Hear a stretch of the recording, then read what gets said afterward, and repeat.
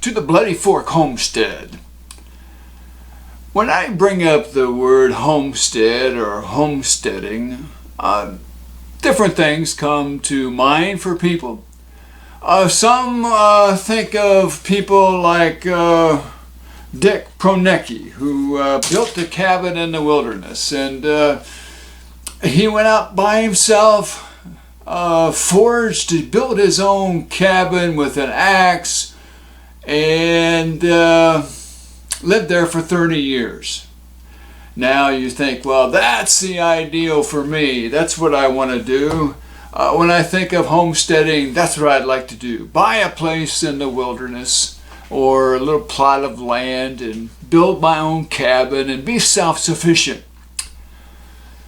Most of us who have tried to homestead in one way or another know that for most folks that's not a reality. It's some kind of fantasy, and very, very, very few people actually do that. And if you did, well, it'd be kind of hard to take care of a family doing that, wouldn't it? But homesteading, what is it? I think Wikipedia has a good basic definition of homesteading, what it is. Wikipedia says it's a lifestyle of self-sufficiency.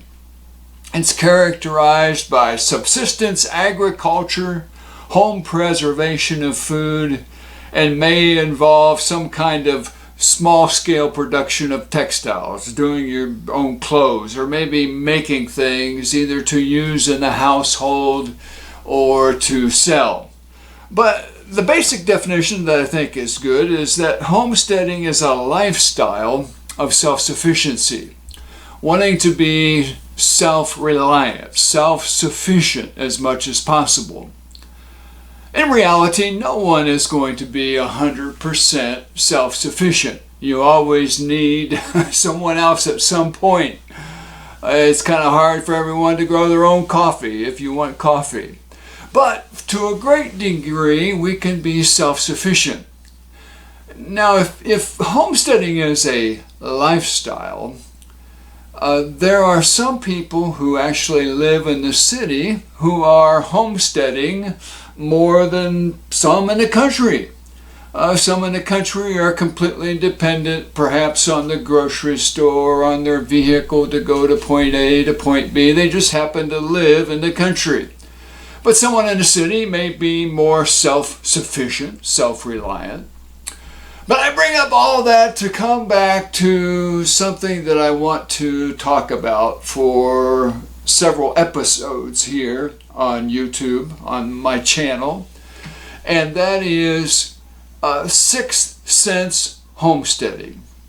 The sixth sense, let's say that real fast, sixth sense. What is it? Well, we have the five senses. You have the sense of touch, the sense of taste, and also the sense of smelling and hearing and seeing. The sixth sense is common sense. Common sense. I think there needs to be more common sense when it comes to homesteading. Because some people, they jump into it with both feet without common sense, and they quickly realize they did something stupid. For instance, we find it all the time here in the mountains of North Carolina. People move here. They think, well, I want a difference in my life. I'm tired of the city. I'm tired of my cubicle that I work in. I'm tired of it all. Oh, we're going to go buy a place in the mountains and life will be different. There's only one problem with that. You carry with you yourself. And if you don't have some common sense when it comes to homesteading, if you don't have any skills for self-sufficiency, you're going to be set for a great disappointment. Common sense homesteading. I believe there are some areas that we need to look at when it comes to homesteading and to bring some common sense into it. And there's actually 7 different ones that I want to consider. To be successful at this thing called homesteading, what do we need? I think there's 7 different areas that we need to look at to try to bring some common sense into it. And one is your debt and income. Now, if you come to the country, or you say, I'm going to move, I'm going to have a different lifestyle to eliminate my debt, it's not going to work very well. You better take care of some of that debt before you actually make that big move. But what is your debt to income ratio? If you have too much debt, you will never actually be self-sufficient. You're always going to be totally dependent on having a lot of income in order to pay those bills that come every month. What's your debt to income ratio? We're going to consider that in some detail in one of these episodes. Another area has to do with housing. If you're going to live in a self-sufficient way, what's the best way to do that? Your housing. Where are you going to live? Is it going to be a tiny house? Are you going to fix up a place? You're going to build a place? You're going to move a trailer onto it? Or a yurt? There's a lot of different options when it comes to this. But we need to consider that in some detail, because that has a lot to do with whether or not you're going to be able to live a self-sufficient lifestyle. The third area has to do with water. Water is one of the most important characteristics when it comes to homesteading. To being able to have water to grow food, be able to have good water to drink, we're going to consider that in some detail as we consider this aspect of homesteading. Water is right at the top of the list. And I would even put that before the next one, and that is food. You see, you can't grow food without a good water source unless you're blessed with having a lot of rain. But food, of course, the aspect of food is growing your own, being able to make some wise choices when it comes to food that you produce. And part of that's preserving that food so it will last over the winter time. But food production is another area we're going to consider when it comes to 6th sense homesteading, some common sense. Another area has to do with energy. Energy is getting more and more expensive. The poor people in England will find that out this winter, as many people here too find it out as they pay for fuel oil or perhaps LP gas or whatever you use to heat your home. But energy production, we're going to consider some practical aspects of that when it comes to homesteading. And the next thing that we're going to consider has to do with security. You're living out on your own somewhere, out more removed. What do you do to secure yourself and your family? Considering security. What about your property? The other night we had a group of coyotes that came through. We have goats, but we also have Great Pyrenees, and there was a tussle. I'm not sure exactly what happened, but there was something that went on in the middle of the night, and I went out with a flashlight. And the Pyrenees, they were doing their job, trying to protect the property. But security. If someone shows up breaking in your home, I know for us, the sheriff says it would take about a half an hour to get here. And what about security? What do you do to provide security in homesteading? And last but not least is community.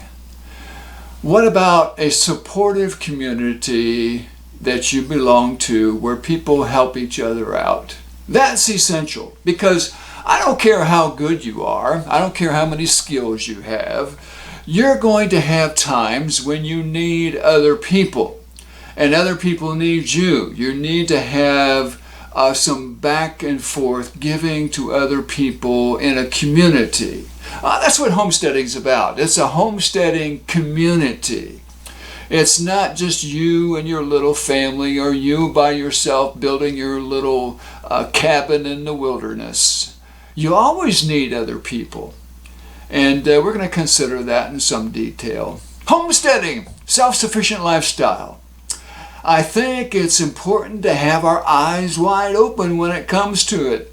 And we're going to consider again these areas in detail, these 7 areas that I think will bring us some practical advice, because I've made a lot of mistakes. I want to share them with you. Common sense. Common sense has to do with what we learn through experience. You see, you can watch YouTube videos, or you can read books, or you can go to different websites on homesteading. But unless you experience it on your own and learn from other people's experiences, and I think that's what's good when people share that aspect of it, that's what it's all about. Common sense is what you learn through experience. The most important sense to have in homesteading is common sense. Thank you for being with me today. I hope you'll join me with these few videos, and we'll look at these again in some detail as we consider the importance. You know that great homesteader, Justin Timberlake? I know he's not a homesteader, but he has a song. And he has this song that's called Living Off the Land. And I like this song because it talks about the ideal at first, being one with nature, but then it comes down to some of the realities in the song. Like one of the stanzas go, and I break my back and I work all night. Sometimes there's a lot of work with homesteading, and sometimes you feel like you're doing it on your own.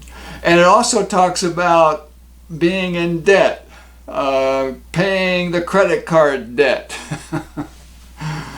But living off the land, living off the land. It says, you can be a winner if you have a prudent plan. And I believe that too. You can be a winner when it comes to homesteading if you have a prudent plan, a wise plan. A plan that has some common sense to it. That's what we're going to try to look at as we go through this little mini-series, and I hope you'll join me. Again, thank you for joining us here at Bloody Fork Homestead. We're trying. We're trying to make a living and doing the best I can. Thank you.